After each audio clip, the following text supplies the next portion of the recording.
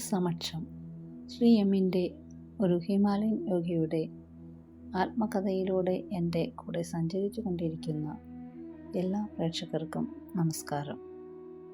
Episode 8 Shri Narayana Guru ചരിതം.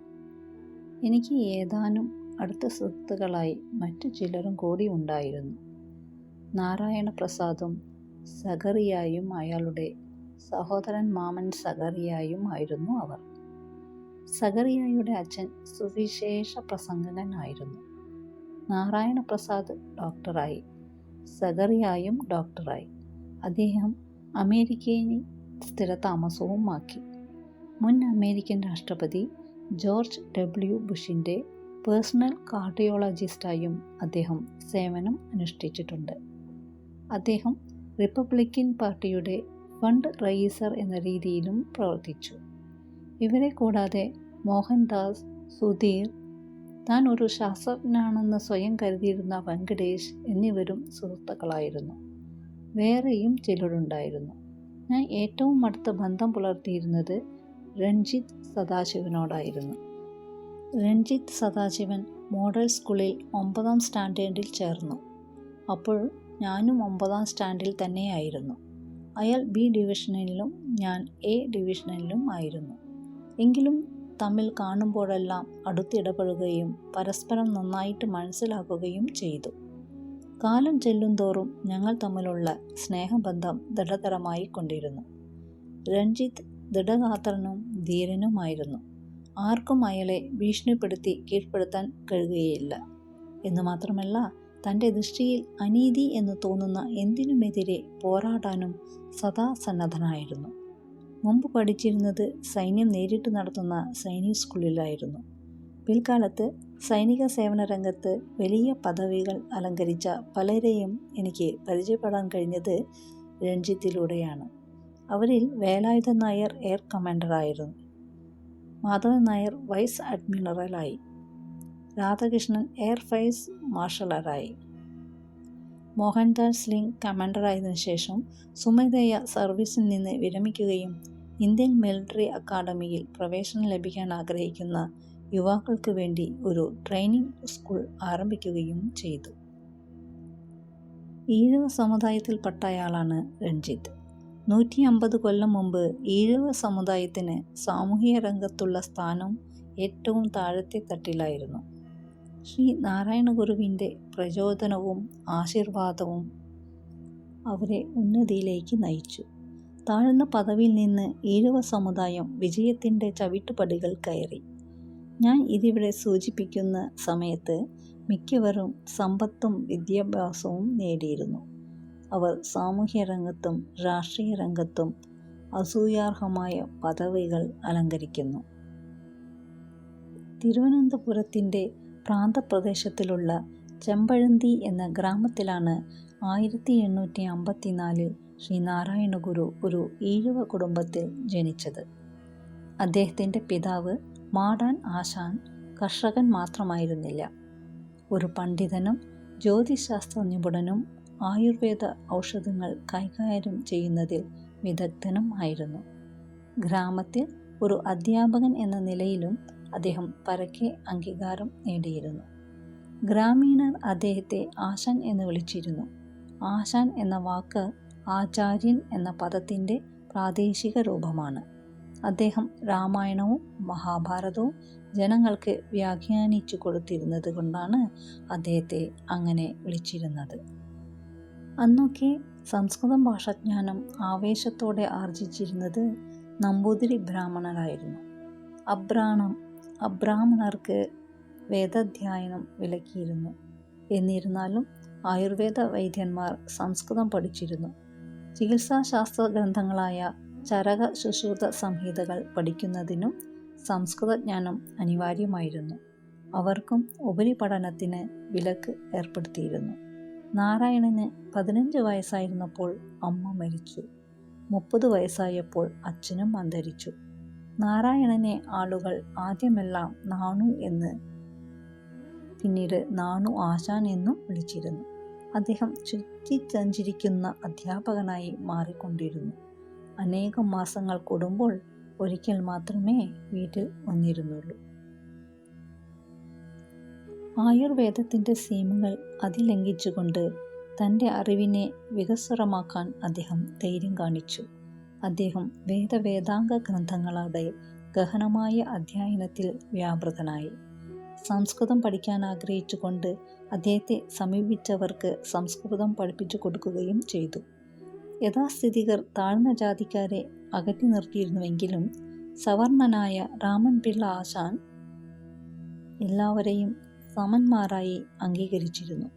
നാണു രാമൻപിള്ള ആശാനിൽ നിന്ന് കാവ്യം, നാടകം, സാഹിത്യ നിരൂപണം, അലങ്കാരശാസ്ത്രം എന്നിവ അഭ്യസിച്ചു. ഉപനിഷത്തുക്കൾ സ്വാധ്യായത്തിലൂടെ പഠിക്കുകയുണ്ടായി. അദ്ദേഹം വിദൂര സ്ഥലങ്ങളിൽ സഞ്ചരിച്ചു. തെക്ക് കന്യാകുമാരി മുതൽ വടക്ക് മംഗലാപുരം വരെയും സഞ്ചരിച്ചു. ഈ സഞ്ചാരമെല്ലാം ഉപയോഗിച്ചിരുന്നത് അധ്യയനത്തിനും ധ്യാനത്തിനും ആത്മാന്വേഷണത്തിനും വേണ്ടിയാണ്. 2 അധ്യാപകർ നാണുവിനെ വളരെയധികം സ്വാധീനിച്ചു. അവരിൽ ഒരാൾ കുഞ്ഞൻപിള്ളയായിരുന്നു. അദ്ദേഹം ചട്ടമ്പിസ്വാമി എന്ന പേരിൽ അറിയപ്പെട്ടിരുന്നു. സംസ്കൃത അലങ്കാരശാസ്ത്രം പഠിപ്പിക്കുന്ന ക്ലാസ്സിലെ മോണിറ്ററായിരുന്നു കുഞ്ഞൻപിള്ള. മോണിറ്ററെ ചട്ടമ്പി എന്നാണ് വിളിച്ചിരുന്നത്. ആളുകൾ ചട്ടമ്പി എന്ന പേരുകൂടി ചേർത്ത് വിളിച്ചത് ഒടുവിൽ അദ്ദേഹത്തിൻ്റെ പേരിൻ്റെ അവിഭാജ്യ ഭാഗമായി തീർന്നു. പിൽക്കാലത്ത് നാണുവിൻ്റെ ദേശാടനങ്ങളിൽ ചട്ടമ്പിസ്വാമിയും പങ്കുചേർന്നു. രണ്ടാമൻ തമിഴ് ഭാഷ സംസാരിക്കുന്ന തൈക്കാട് അയ്യാവായിരുന്നു. അദ്ദേഹം തിരുവനന്തപുരത്തുള്ള ബ്രിട്ടീഷ് റെസിഡൻറ്റിൻ്റെ ബംഗ്ലാവിലെ മാനേജറായിരുന്നു. അദ്ദേഹം തമിഴ് ആധ്യാത്മിക പാരമ്പര്യപ്രകാരമുള്ള യോഗശാസ്ത്രത്തിൽ അവഗാഹം നേടിയിരുന്നു. അദ്ദേഹത്തിൽ നിന്ന് ഗൂഢമായ യോഗശാസ്ത്രത്തിൽ നാണു പ്രാവീണ്യം നേടി. ചുരുക്കത്തിൽ അദ്ദേഹം സാധനയിലൂടെ ആത്മബോധത്തിൻ്റെ ആന്തരികമായ അഗാധതകളിലേക്ക് ആഴ്ന്നിറങ്ങി പരമമായ സത്യത്തെ കണ്ടെത്തുകയുണ്ടായി. ഉപനിഷത്തുക്കൾ ഉദ്ഘോഷിച്ച സർവവ്യാപിയായ ആത്മാവിനെയാണ് അദ്ദേഹത്തിന് സാക്ഷാത്കരിക്കാൻ കഴിഞ്ഞത്.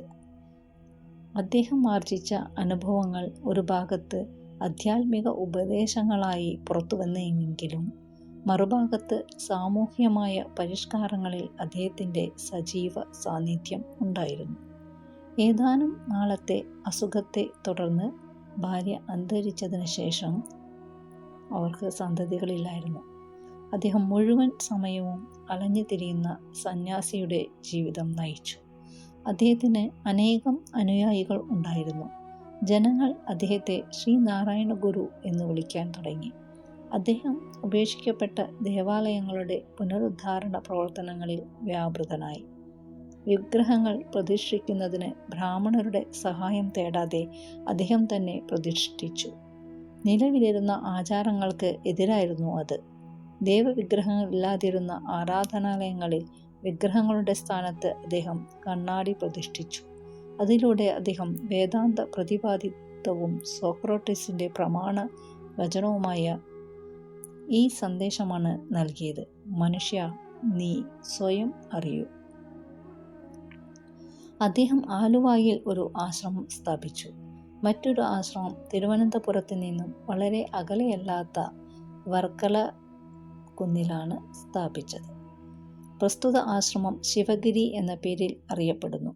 കേരളത്തിൻ്റെ ചരിത്രത്തിൽ ആദ്യമായിട്ട് ശിവഗിരിയുടെ അബ്രാഹ്മണർക്കും എല്ലാ ജാതികളിൽപ്പെട്ടവർക്കും വേദങ്ങൾ അധ്യയനം ചെയ്യുന്നതിനുള്ള സൗകര്യം ഉണ്ടാക്കിക്കൊടുത്തു. അലഞ്ഞു തിരിഞ്ഞു നടന്ന നാളുകളിൽ ഞാൻ 2 മാസം ശിവഗിരിയിൽ കഴിഞ്ഞിട്ടുണ്ട്. അദ്ദേഹം മഹത്തായ വേദാന്ത സത്യം ലളിതമായ ഭാഷയിലൂടെ അവതരിപ്പിച്ചു. അദ്ദേഹം പാടി: ഒരു ജാതി, ഒരു മതം, ഒരു ദൈവം മനുഷ്യന്, ഒരു യോനി, ഒരാകാരം, ഒരു വേദമില്ലതിൽ. അദ്ദേഹം തൻ്റെ സഹജീവികളോട് ഹീനതാബോധം വെടിഞ്ഞ് ഔന്നത്യത്തിലേക്ക് ഉയരാൻ ആഹ്വാനം ചെയ്യുകയും ചെയ്തു. 1928 സെപ്റ്റംബർ 20 അദ്ദേഹം ഈ ലോകവാസം വെടിഞ്ഞു. അപ്പോൾ അദ്ദേഹത്തിന് 74 വയസ്സായിരുന്നു. നമുക്ക് ആധ്യാത്മികവും സാമൂഹികവുമായ ഒരു വലിയ നിധി തന്നതിന് ശേഷമാണ് അദ്ദേഹം യാത്രയായത്. നമുക്ക് രഞ്ജിത്തിലേക്ക് മടങ്ങി വരാം.